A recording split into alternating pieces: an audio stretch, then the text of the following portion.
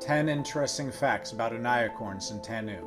1. Uniacorns come in many colors based on the coloration of their unicorn form.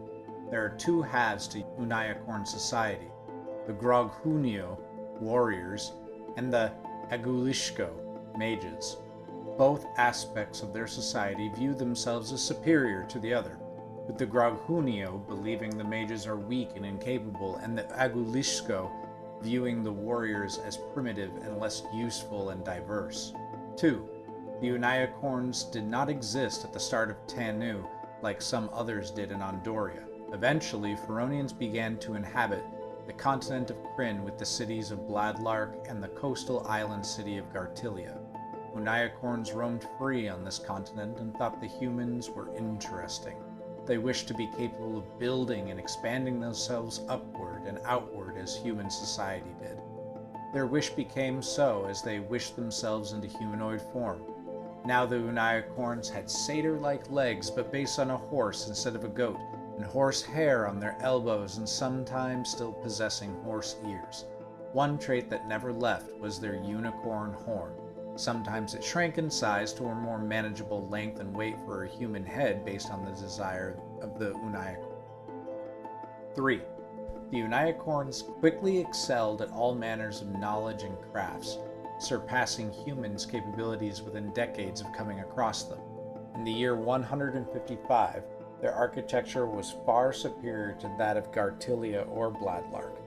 Their magical schools and martial training schools were considered the apex of the world, with many wishing to go and learn from the masters that taught there. 4. Uniacorns care greatly about being the best at anything they come across in competition with someone else. They are driven to power and knowledge above all else. 5. Within their kingdom lies the city of the same name, Uiusa. The city walls alone shine with pristine craftsmanship. Towers here house many Uniacorns with their own separate apartments. The two respected schools, the Adgututen Mage Schools and the Groghamaldorf Warrior School, are on opposite sides of the city. In the center is a strange floating disk of earth. Sitting atop it is a stadium-like structure where all the elders of the city gather to speak on important issues. 6. Uniacorns are known for being good at everything. They truly hold on to the motto, anything you can do, I can do better. Uniacorns can be seen as extremely snobbish due to their belief in their own personal superiority, but their assumptions about themselves are often true. This ends up being the even more frustrating thing about this belief. 7.